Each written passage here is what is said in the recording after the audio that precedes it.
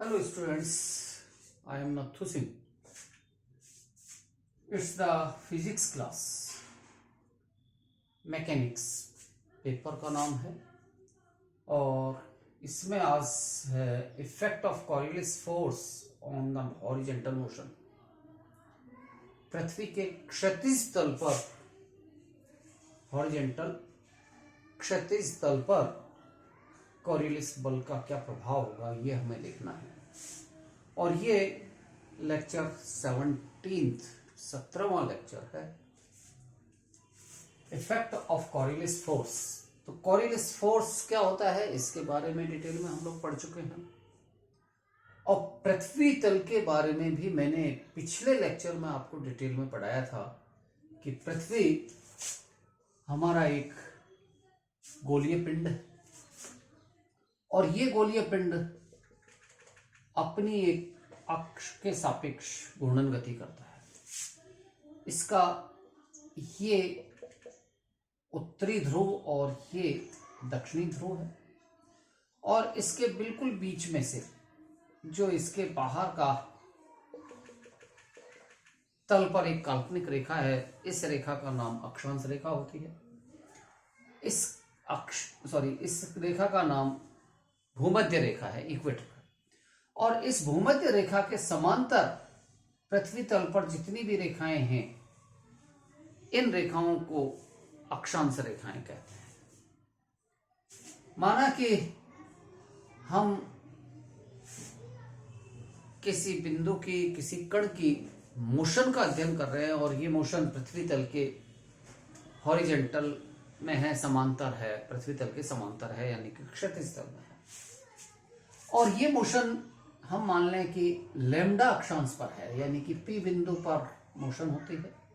और ये जो कोण बनता है इसके साथ में, अगर यहाँ से ये हम यूँ देखें तो इसके साथ में ये कोण लैम्डा कोण होता है, केंद्र पर जो कोण बनता है, तो ये लैम्डा अक्षांश हुआ। और पृथ्वी का कोणीय वेग ओमेगा। तो पृथ्वी के कोणीय वेग ओमेगा के लिए मैंने पिछले लेक्चर में कैलकुलेट करके बताया था, आपको समझाया था कि पृथ्वी जब घूर्णन गति करती है तो इस ओमेगा का मान लैम्डा अक्षांश पर ओमेगा न रह करके कुछ इसके घटक इंक्लूड होते हैं और इसका मान होता है omega is equal to omega cos lambda j dash cap plus omega sine lambda k dash cap. ये हम लोग पिछले लेक्चर में पढ़ चुके हैं। तो ये कोणीय वेग है, पृथ्वी का कोणीय वेग। कोणीय वेग जो पृथ्वी के लैम्डा अक्षांश पर प्रेक्षित किया जाता है। It is the latitude at lambda. Lambda अक्षांश पर कोई बिंदु है, जैसे हम लोग इंडिया में हैं तो पृथ्वी के भूमध्य रेखा के सापेक्ष हम लैम्डा अक्षांश पर, और लैम्डा अक्षांश में इंडिया के बिल्कुल बीच में से कर्क रेखा निकलती है जिसका अक्षांश होता है 23.5 डिग्री, 23.5 डिग्री। तो ये लैम्डा की वैल्यू होगी। सो lambda is the latitude angle, अक्षांश कोण है लैम्डा। तो ये पिछले लेक्चर में हम लोग देख चुके हैं। अब मान लिया जाए कि कोई वस्तु है या कोई पिंड है जो गति कर रहा है, पक्षी गति करता है और ये पृथ्वी तल के समांतर गति करता है और पृथ्वी तल के समांतर तल ही हॉरिजॉन्टल प्लेन होता है, क्षैतिज तल होता है। तो समांतर में हम ये मान के चलते हैं कि पृथ्वी तल पर 3 दिशाएं हो सकती हैं। एक दिशा ये माने कि एक्स दिशा और ये वाई दिशा, और जेड दिशा ऊपर की ये दिशा है। तो ऊर्ध्व दिशा तो जेड दिशा हो गई और एक्स और वाई ये दोनों दिशाएं, एक्स दिशा और वाई दिशा पृथ्वी तल के समांतर है, यानी कि हॉरिजॉन्टल में है। तो अगर मान लो हॉरिजॉन्टल मोशन है तो उसके घटक भी एक्स और वाई घटक ही होंगे। तो हम ये मान लें कि पिंड का वेग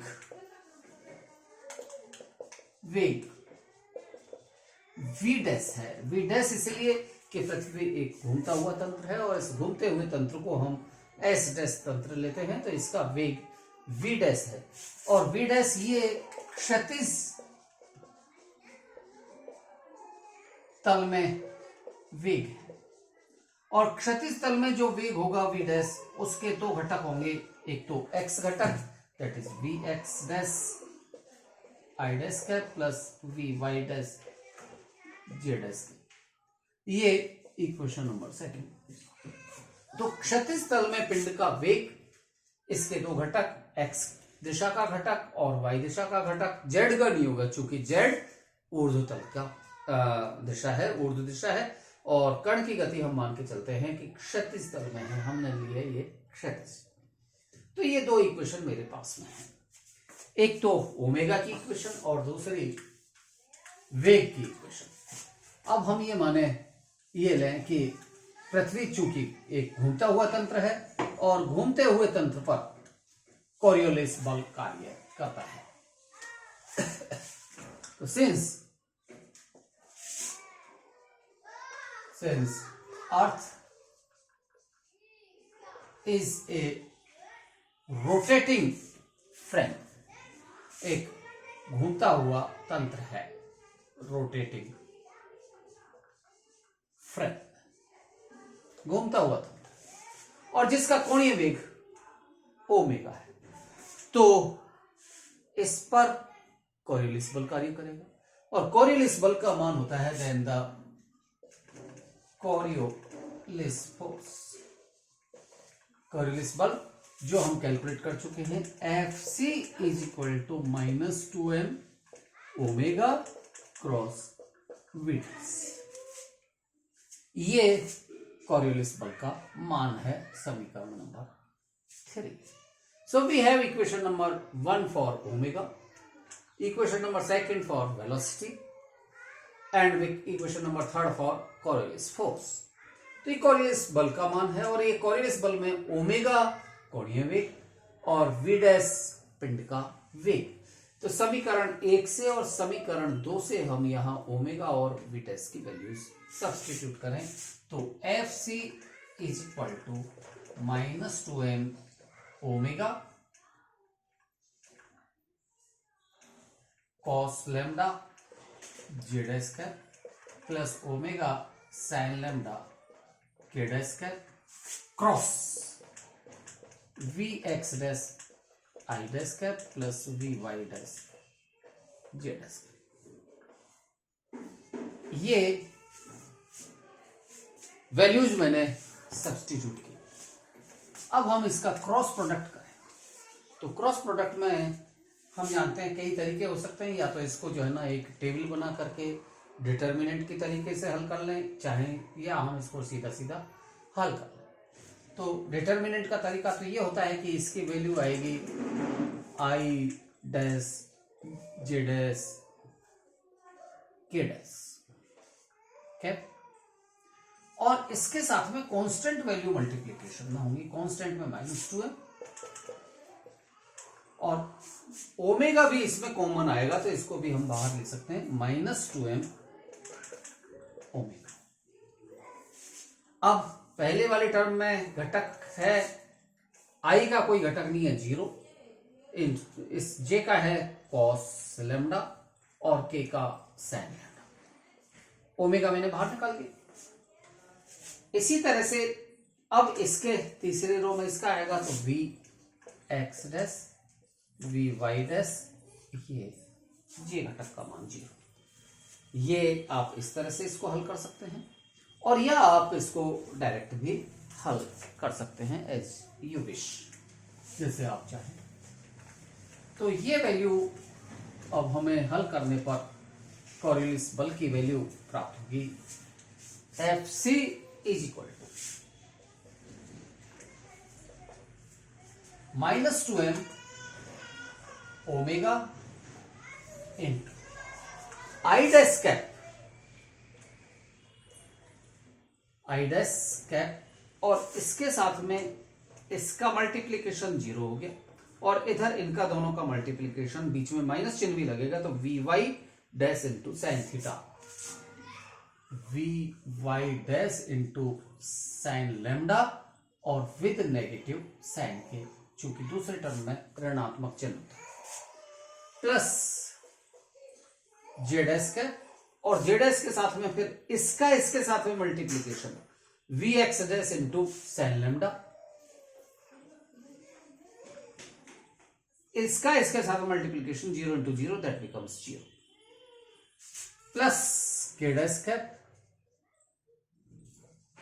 इंटू के डैश के साथ में इन दोनों का मल्टीप्लीकेशन 0 और इनका मल्टीप्लीकेशन आएगा जो माइनस के साथ में आएगा, दैट इज वी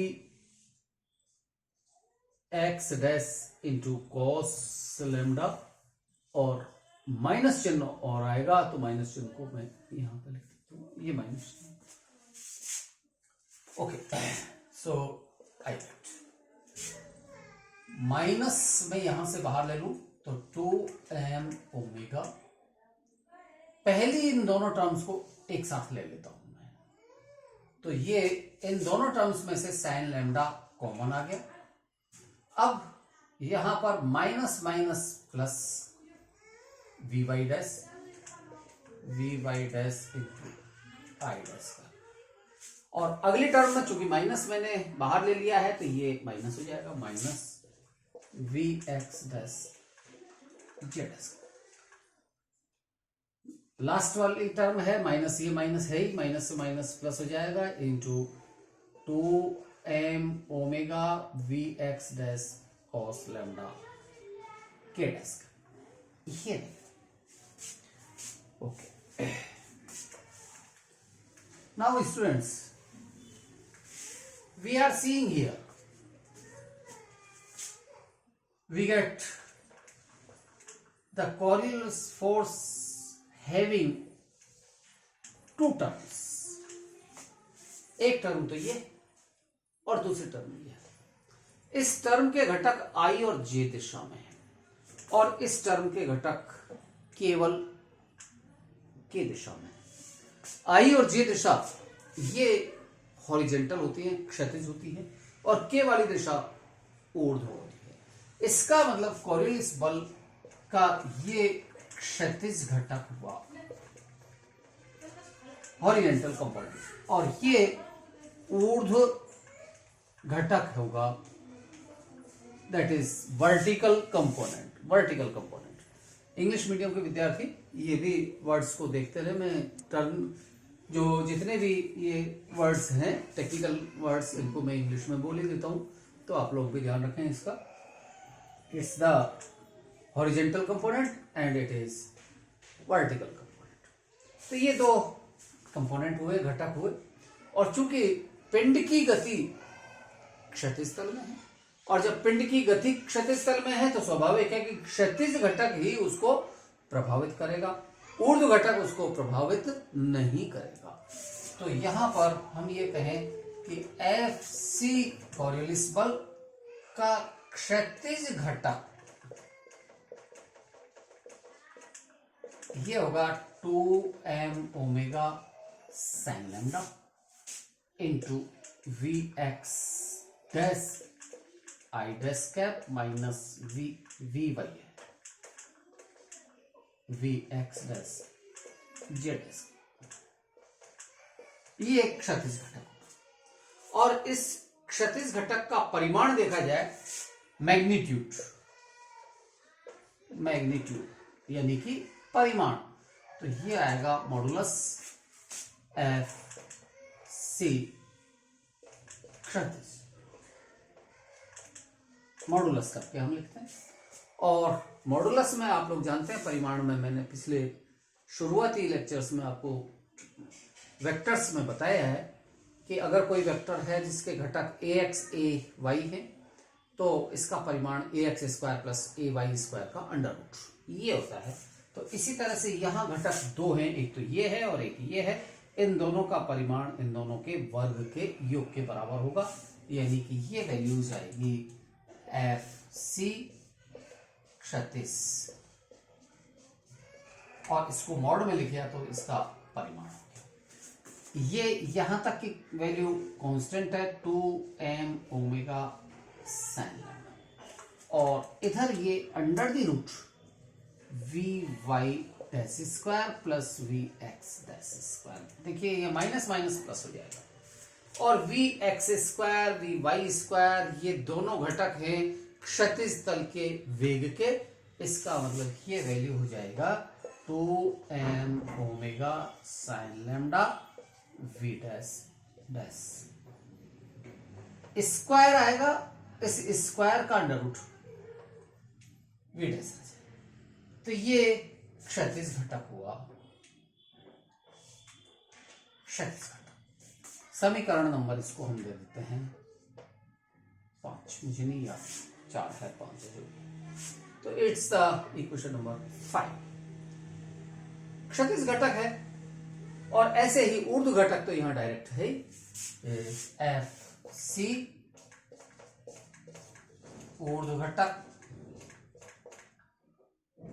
ये 2m omega v x dash cos lambda.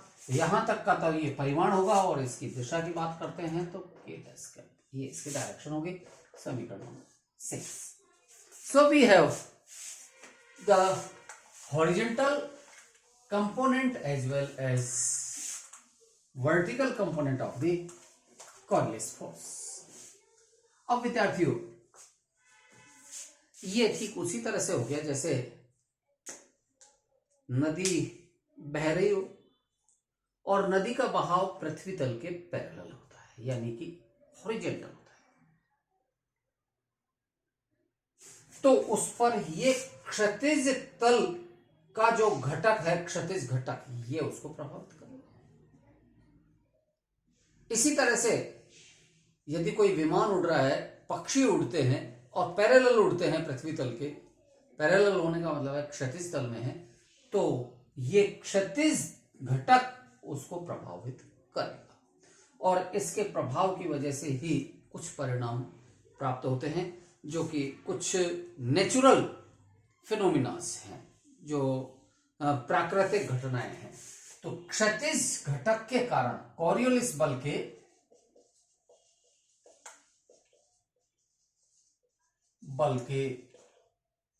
क्षैतिज घटक के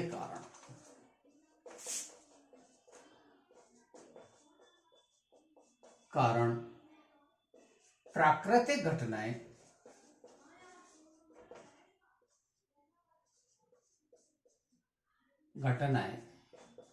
हम लोग प्रेक्षित करते हैं। और उनमें पहली चीज,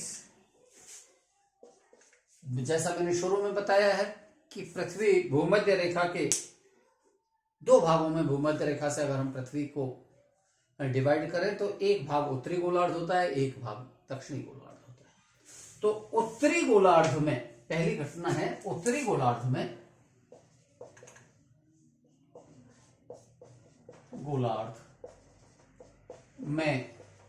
नदियों का कटाव। चूंकि नदी का बहाव, नदी पानी की गति क्षैतिज तल की है, तो नदियों का कटाव, तो इस पर निश्चित रूप से ये समीकरण 5 का जो बल है, ये बल इसको प्रभावित करेगा, ये बल। तो नदियों का कटाव जो होगा उसका हमेशा दायां किनारा कटता है, दायां किनारा। तो दाएं किनारे का कटाव इसमें होता है। इसी तरह से इसका हम देखें, उत्तरी गोलार्ध के बाद दक्षिणी गोलार्ध की बात करें, दक्षिणी गोलार्ध में तो इसमें नदी का जो है बायां किनारा, इसका कटाव होता है। It is right side bank, right bank, and it is left bank. तो इसका ये कटाव होता है। इसके अलावा दूसरे प्रभाव भी होते हैं, और दूसरे प्रभाव में वायु प्रवाह, वायु के प्रवाह में भी कॉरियोलिस बल अपना प्रभाव छोड़ता है। और ऐसा आप लोगों ने ऑब्जर्व किया होगा गर्मी के दिनों में। जब गर्मी के दिन होते हैं, जून का महीना होता है, तो जून के महीने में नीचे की हवा, चूंकि पृथ्वी गर्म हो जाती है और पृथ्वी जब गर्म हो जाएगी तो अपनी गर्मी को ऊपर छोड़ेगी, और इस कारण से ऊपर से गर्म नीचे से गर्म, यानी कि इस गर्मी के कारण हवा फैलती है और फैल करके ये ऊपर उठती है। और जब हवा ऊपर उठेगी तो जो जगह वैक्यूम बनेगा, जो जगह खाली होगी, उस जगह को भरने के लिए दूसरी साइड से हवाएं आएंगी। और जब दूसरी साइड से हवाएं आएंगी, यानी कि ये हवा इधर से आई या फिर ये हवा इधर से आई या ये हवा इधर से आई, इस तरह से हवा आती है। तो ये हवाएं इस कोरियलिस बल के कारण इनमें घुमाव हो जाता है, यानी कि ये हवा यूं घूम जाती है, ये वाली हवा यूं घूम जाती है, ये इधर से आने वाली यूं घूम जाएगी, इधर से आने वाली यूं घूम जाएगी, और ये घूम करके एक इस तरह से हवा घूमने लगती है और ये बन जाता है एक चक्रवात। तो गर्मी के दिनों में आप लोगों ने चक्रवात देखे होंगे, ये इस तरह से चक्रवात बन गया, और ये चक्रवात वामावर्ती है, एंटी क्लॉकवाइज है। ऐसा होता है दक्षिणी गोलार्ध में, ये दक्षिणी गोलार्ध में ऐसा होता है, दक्षिणी गोलार्ध में। और इसी तरह से ये इस डायरेक्शन में हवा जब घूमती है, यानी कि इधर से आने वाली हवा यूं घूम जाएगी, इधर से आने वाली हवा यूं घूम जाएगी, और ऊपर से जो हवा आएगी वो इस तरह से घूम जाएगी, और इधर से आने वाली हवा यूं घूमेगी। तो ये जो बन गया, ये दक्षिणावर्ती हुआ, दक्षिणावर्ती चक्रवात होगा, और ये हमेशा पाया जाएगा उत्तरी गोलार्ध में। ये प्रभाव उत्तरी गोलार्ध में होता है। हम लोगों का कंट्री हमारा उत्तरी गोलार्ध में है, इसलिए यहां पर जितने भी चक्रवात आते हैं वो आप लोगों ने अगर देखा हो तो उनकी डायरेक्शन इस तरह से होती है, दैट इज क्लॉकवाइज डायरेक्शन होती है। हमेशा जो यूं घुमाव होगा उसमें क्लॉकवाइज होगा, इस तरह से होगा। तो यहां चक्रवातों की दिशाएं दक्षिणावर्ती होती हैं, और दक्षिणी गोलार्ध में ये वामावर्ती घुमाव होता है। तो ये प्रभाव कोरियलिस बल का प्रभाव है, जो पृथ्वी के तल पर हमें देखने को मिलता है, नेचुरल घटनाओं में हमें ये देखने को मिलता है। और इसका कारण है कोरियलिस बल का क्षैतिज घटक, ऊर्ध्व घटक का बहुत ज्यादा रोल नहीं होता। तो ये आज का लेक्चर था। इसके अलावा अब इसमें 2-3 एप्लीकेशंस और बची हैं, अगले लेक्चर्स में मैं आपको उनको भी सॉल्व करवाऊंगा, बताऊंगा। धन्यवाद।